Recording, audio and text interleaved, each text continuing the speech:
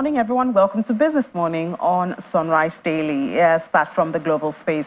As usual, Chicago soybean futures fell on Thursday and hovered just about 3-year lows as the ongoing harvest in top producer Brazil poured cheap beans into an already well-supplied market. Corn futures rose their 5th straight daily gain from a 3-year low last week. But analysts say this is largely due to short covering by speculative investors and plentiful supply that will continue to pressure prices. Let's look at the prices there. We see that wheat is up 0.5% at $5.77 for half a bushel. Soybeans is down at lost 0.4% right there at $11.40 for 3/4 of a bushel. White corn gained 0.2% at $4.29 for half a bushel. Speculative investors are betting on further declines, especially on the CBOT, and that leaves market prone to episodes of short covering that push up prices. From there, we'll go to the oil space and see that prices eased early on Thursday after a larger than expected build in the United States crude stockpile stoked worries about slow demand, while signs that U.S. interest rates could remain elevated for a longer time also added to pressure. See what that has done to prices. It still retained the $83 that we had yesterday, but now it's $83.46 a barrel, and that's down 0.3%. WTI of the United States is still around the $78.24 a barrel after it lost 2%. That's a whole lot of drop, one might add. There we see that apart from that, stockpiles, we told you, that rose while gasoline and distillate inventories fell. Crude inventories rose for the 5th consecutive week. And now the focus for investors and traders is that U.S. personal consumption expenditure price index, which is expected. And we know that that will determine if the Fed will think of cutting rates anytime soon. Now, outside that, we see both Israel and Hamas have played down the prospect for a truce, and Qatari mediators have said that the most contentious issues are still unresolved. And this is in spite of the promise by President Biden that there will be a truce, at least even for the holiday, the Ramadan holiday. No assurance of that anytime soon. So we see prices are still battered. As supply is battered, then we see a flip side on prices. Now we come to Nigeria, where the African Import Bank, that's Afreximbank, says that it has become the largest financier of oil and gas projects in Africa. The bank made this known at the ongoing Nigeria International Summit in Abuja. According to Afreximbank, it has invested $30 billion in industry projects, with Nigeria as one of the biggest beneficiaries, accounting for almost 60%. That's about $18 billion of the total funding. And this is despite reduced global funding for hydrocarbon ventures in Africa. Meanwhile, President of Afreximbank, Professor Benedict Rama, says that Africa needs to find innovative solutions to its huge energy deficit. And the bank's move to manage the proposed Africa Energy Bank is one way to ensure that it has its best chance of success. And of course, I must add that energy transition is also one conversation going on there, because we cannot ignore that. Even though OPEC has said that Africa has prospects, huge prospects of growth in the oil and gas sector, it's also important that we do not turn our backs to energy transition, renewable energy, which is the way of the world now, especially when you look at the environmental consequences of fossil fuel, going on around the world. Now let's come to our currency, one of the most interesting issues. Heartbreaking on the one side, and the other side just keeps you curious, and see the rate that closed, the way it closed yesterday. There we have the numbers for current, and especially these are the closing for yesterday, Wednesday. We saw that at NAFEM it closed at 1,609.51 kobo. Opened at 1,615 naira. So that's a drop of 0.40 NAFEX.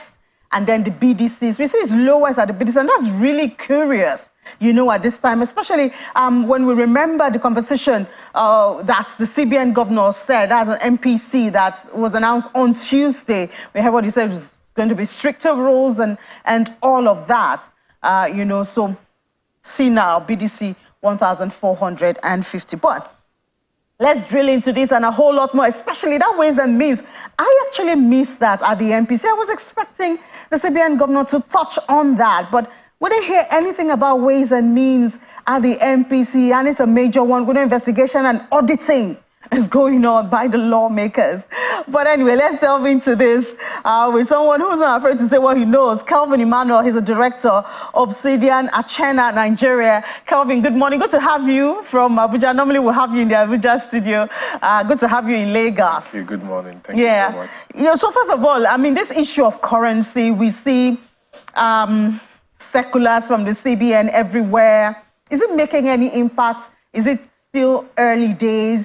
Or has the CBN shuffled, something that's supposed to be rested? There's a lot of uncertainty, actually. Well, to be honest with you,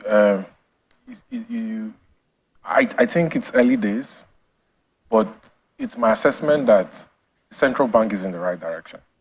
They started with circulars started coming in January, the all-in rates, which is the IE rates, and the second check, which is different between the all-in rates and a spread that the primary dealers sell in the market. And then they came with net open positions, 0% long and 20% short. And then they came with the BDCs, right? The BDCs are the latest now. The BDCs are the latest. Or is it Binance? Well, on the I know the Binance issue is a hot topic. Very hot. But I'll tell you that I don't know enough yet to comment on it. But I would say that Nigerians should give the government the benefit of doubt, considering that Binance has regulatory issues in different parts of the world. In America, they were fined $4.3 billion. In the UK, they are banned. In the Netherlands, they are banned. Quite a number of countries around the world, they are not allowed to operate. These governments must know something we don't. So I think, I know Nigerians have a very low trust threshold with the government. They don't trust the government. But on this particular issue, I think Nigerians should give the government the benefit of doubt. But I honestly believe that what Cardozo has done with the BDCs, trying to bring them into the fold instead of ban them completely, raise their capital requirements, have them provide directors, have them report, place a cap on how much transactions they can do, place a cap on how much non-cash transactions they can access, where they can access it from, is a master stroke. Because the proliferation of dark money and non-regulatory compliance of BDCs over time is one of the reasons why Nigeria is currently on the grey list by the Financial Action Task Force for AML and CFT. Just the BDCs or the banks? It's not just the BDCs. The banks. The banks. Exactly. But when you look at the ownership of the BDCs, most of the BDCs, nearly 6,000 of them, are owned by politically exposed persons and bankers. That's the reality of it. So is there a situation where money comes from primary dealers and then money goes to BDCs? And then there is the round tripping that we've always known that is contributed, not the major factor, but it's contributed to where we are in the currency market today. The answer is yes. So we cannot deny these realities that despite the fact that we have liquidity issues, the CBN still has $2.2 billion outstanding in forwards. The CBN has negative net reserves. I heard the governor of the central bank say at the MPC that the gross reserves are $34+ billion. That is gross. That is gross because he is not factoring the P&L. Based on P&L position, right now on revaluation losses that the CBN has negative net reserves. And currently as we speak, it's difficult for the CBN to conduct balance of payments, which is the reason why it's my belief that the government, especially with the coming trip that the president has to Qatar, needs to open a foreign support line for intra-central bank lending. Okay, so talking about lending, the Ways and Means, I was really looking forward to, maybe a question from the journalist or even a comment from the CBN governor, because I know when they appeared as the CBN governor and the coordinating minister of the economy, when they appeared before the lawmakers, that was a major one. As we speak, I think they are auditing 30 billion of the former administration. And I wanted to know, is there a halt to Ways and Means?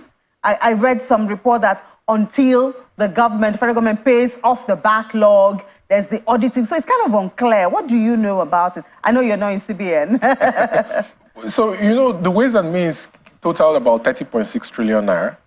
And it violated Section 38 of the CBN Act by over 2,800%. The Section 38 says 5% of real revenues for the previous accounting year. When I did the numbers then, it was 5% came to anywhere between 450 and 500 million US dollars. But then they took it to 53 billion, which is one of the reasons why you saw M1 money supply shot up, and then you had cost push inflation. So there is excess of liquidity. So one of the things that the governor has done by CRR, which I think is an overreach, is trying to suck out liquidity through what they call M3 money supply from currency revaluation gains in capital and debt securities market out of the system. Okay? But what you have is last year, the 9th Senate, before they handed over the baton to the 10th Senate, hurriedly passed the securitization of the Ways and Means without an audit, considering that the governor of the central bank has confirmed that about 10 trillion naira that was collected, they collected it from private sector CRR, they raised CRR from 12 to 15%, then raised it to 32.5. Usually CRR is used as a means to manage liquidity and money supply in the system, but they now use it to fund the government. In my estimates, private and public sector CRR came to around 12 trillion. The remaining 17.5 to 18 trillion came from printing of money that they didn't have assets and reserves to back, which is one of the major drivers of the currency devaluation. The governor also alluded to the 10 trillion naira for intervention funds as exactly. So when you look at the fact that for programs like the Anchor Borrowers program, 1.4 trillion, they had, first it was the IMF that came out and raised the alarm that 74.5% of that money is impaired, which means that they are unable to recover it. And you couldn't see the impact on food production. Food inflation today is about 34%, yes. Right? You couldn't see the impact because if you pump in 1.4 trillion naira into production of food, we shouldn't have the inflation we have today. So there's a disconnect somewhere, and you have several intervention programs that you couldn't see the impact on the real economy on. Because what typically happens when you do quantitative easing is that the government swaps bonds for reserves, and they draw on the reserves, and they pump that money into the financial system. It's called financial money.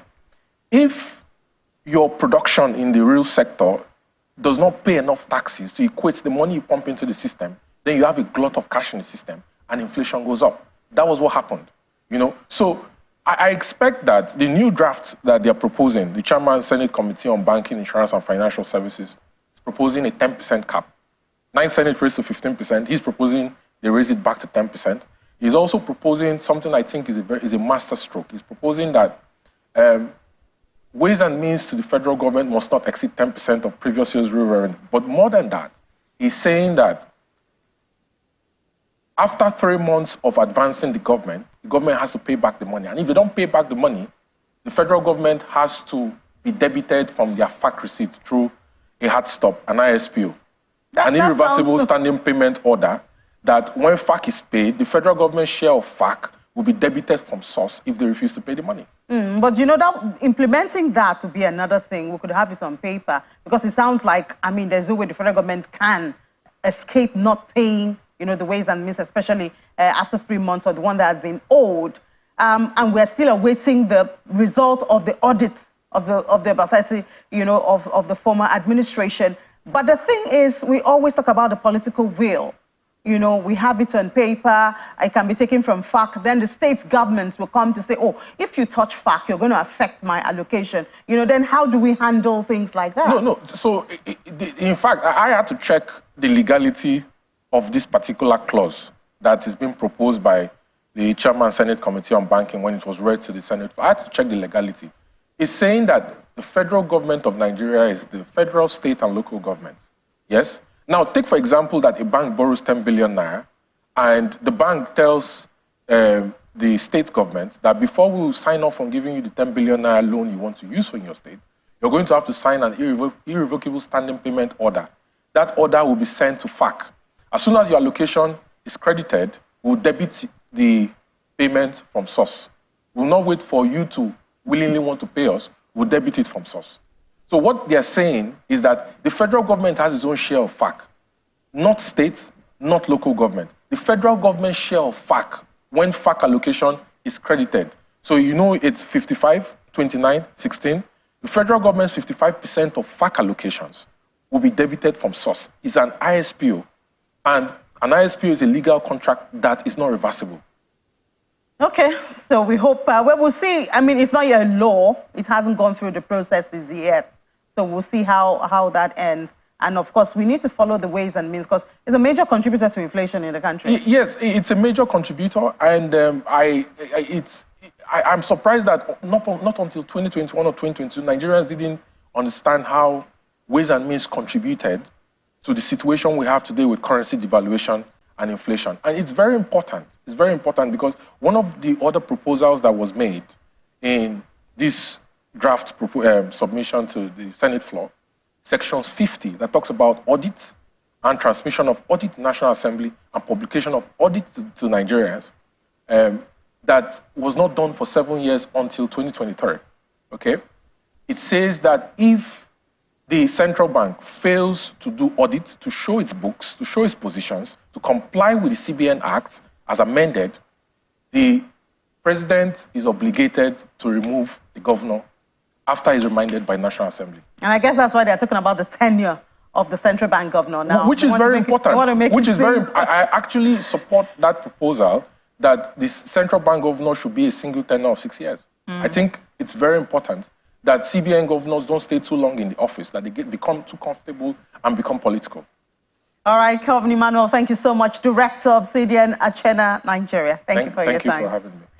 All right, now let's shift to the commodities space and see what's going on there now. We looked at the oil prices, but I know when I had this conversation with Dr. Adesola Sumoni on Tuesday, he shared his expectations from the MPC. MPC is calm. Now, I wouldn't say it's gone, but we have I think Adesola was saying 200 basis points, or FDC was saying 200 basis points, but instead we had 400 basis points. Hi, Adesola Sumoni. Good morning. Good morning, Ini. Thank you for having me on the show. Yeah, welcome to Post MPC. It's 400 basis points, not 200. Did it come as a shocker to you? I mean, it came as a shocker to me as it did to many analysts. We expected something big, but we did not expect anything this big. I think this is the biggest spike, or this is the biggest increase in the interest rates, in benchmark interest rates in Nigeria ever. So we did not see that coming. We know we expected something bold, we expected something big, but we did not see this coming, no. Yeah, I guess it's an aggressive tightening to mop up this excess liquidity, about more than 93 trillion naira in circulation, and the inflation impact that it has on the economy and on the currency. Indeed, like you mentioned, like the other previous speaker mentioned as well, there's excess liquidity in the market, but also two main other factors that inflation is, there's a strong need to anchor inflation before it runs away, pretty much, before we get into a hyperinflation situation like we saw, I think, in Zimbabwe or so. And there's also need to mop up excess liquidity to reduce the pressure on the foreign exchange market, in addition to other measures that have been employed by the bank. So I think that, you know, it's positive, it's a step in the right direction, and we are waiting to see how it how the effects transmits into the real economy. Yeah, so I mean, you said before inflation runs away. I thought it had already run away. We're almost at 30. But anyway, let's go to the commodity space. OPEC Plus is expected to continue to cut production beyond March. How does that affect Nigeria? How do we see that playing out with prices, especially the tension on the Red Sea is still, I mean, even though we had President Biden promise that something is going to happen, but the major parties involved are not giving that kind of body language. Indeed. Thanks for that question. I think, like you mentioned, oil prices are trading in a tight range this week, mainly driven by, number one, we have the OPEC Plus sentiment. There's the expectations that OPEC Plus is going to extend its production cut up until at the end of Q2. Currently, OPEC cut is reducing production by its output by around 2.2 million barrels per day, and that is expected to keep like a floor, the price floor in global oil prices, and expected to keep oil prices in a tight range of around 70 to 90 US dollars. Other factors that are affecting oil price at this moment. Like you mentioned, the tensions in the Middle East, although the effect on oil prices is kind of muted at the moment, we are also seeing a build up in U.S. Crude stockpiles, which came in at 4.2 million barrels last week, according to data from the United States Energy Information Administration. Going forward, we expect that factors like the path of the interest rate, which is keenly watched by investors and analysts, the path of U.S. interest rates, I think that will be a big factor. I think U.S. geopolitical tensions in the Middle East will be a big factor affecting oil prices going forward. When OPEC actually decides to extend production cuts, I think that will be a big factor that affecting oil prices going forward. So all of these factors, I think they're going to keep oil prices trading in a tight range, which is going to be relatively elevated. Yeah. Now for Nigeria, I think our biggest challenge for Nigeria is getting our production up. For the past 1 or 2 years, we've been in a relatively higher oil price environment, but Nigeria has not really been able to reap the benefits of the higher oil price environment, mainly because of production challenges. We are seeing our force majeure by major IOCs. We're also seeing attacks on oil infrastructure. We are seeing vandalism, smuggling, and all of these factors are kind of leaking. They're causing leakages in Nigeria's oil production. Currently, I think oil production is around 1.2 million barrels a day, when we are able to produce up onto 1.8 million barrels a day. So we are not really reaping the full benefits of the relatively higher oil price environment. Yeah, well, a lot of questions around the impact there. We still talk about subsidy and all of that, but I think that's not the day. Let's look at other commodities. Cocoa prices have started dropping. Even when it surged, Nigeria couldn't make the most of it. And we know there's still tight supply from Ivory Coast and Ghana. So now that it's dropping, I wonder what it would do to the farmers, because they had complained that even when the price was really high, lack of the ability to expand production stopped them from enjoying the profits. Indeed. So globally, cocoa prices are at record highs globally, and mainly due to two factors. Like you mentioned, we are seeing supply challenges in West Africa, both in terms of harvest and in terms of exports coming out of West Africa, particularly Ivory Coast, Ghana, and Nigeria. Like you mentioned, Ivory Coast exports for last year-on-year, for February year-on-year, was down around 32%, their exports. And the Minister for Agriculture, the Minister for Cocoa for Ivory Coast, expects the harvest for this current marketing year, the main crop for this year, to be down around 25%. Similarly, in Ghana, they're expecting that the harvest for main crop will be down around 31%, which is kind of constricting global supply. But that is also widening the deficit for the cocoa deficit. Currently, the deficit is estimated around 370,000 tons, according to the International Cocoa Board. So what we are seeing, why prices are trending down at the moment, is mainly because of technical trading. We've seen a lot of investors take profits from the relatively high cocoa prices. And for Nigeria, I think even though, just like oil, even though the cocoa prices are relatively high, Nigeria is still not able to fully exploit the higher cocoa price environment for many reasons. But in addition to that, the contribution of cocoa to Nigeria's export earnings, like I've always mentioned, is relatively small. It's less than I think 5% of global total export earnings. However, it is a huge share of the farmers' incomes. So what about other domestic commodities? Prices there have been scary these days. Do you have any updates? You just need to go to the market. You need to see the effect of this, to see the prices. So currently, I think all prices, all domestic commodities that we track at FDC are in the red, apart from two commodities, which are onions and palm oil.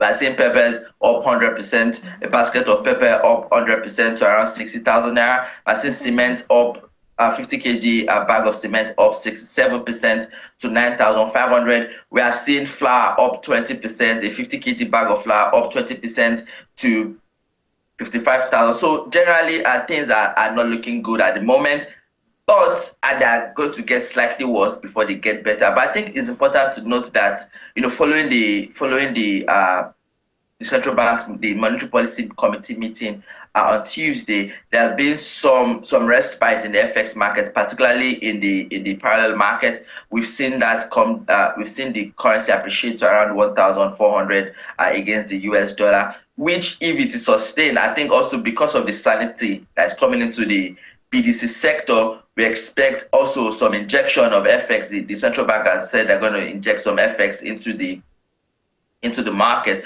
which should kind of help stabilize the market in the near term, and over time that would translate into domestic commodities prices.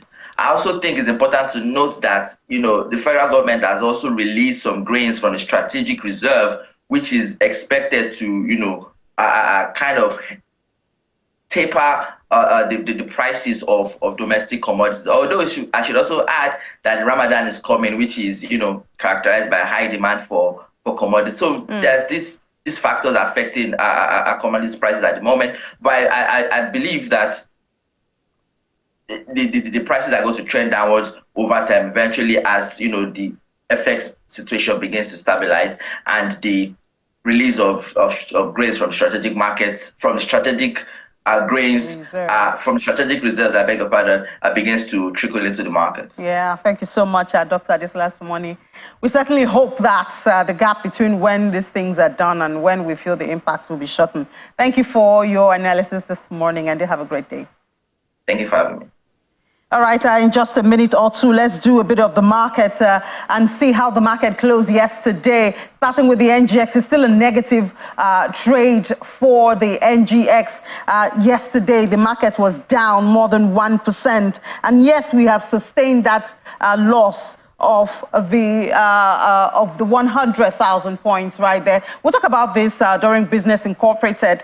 We have the man who told us that if we ever got down to 99%, we should get ready to go really low. So we'll talk to him at 1 p.m. so you don't want to miss that. And then equities has now gone down to 54 trillion naira after losing 720 billion. In the fixed income market, in spite of that major hike we saw, perhaps it's from next week we will see the impact. The FGM bond market opened relatively quiet across bond curve, and market progress were really low. Treasury was also relatively quiet for the Treasury bonds market and all of that. So we'll keep watching the space and expect that by next week, perhaps we'll see the essence of that 400 basis point hike in the MPR. Well, that's the much we can take on this side of the program. Back to Sunrise Daily.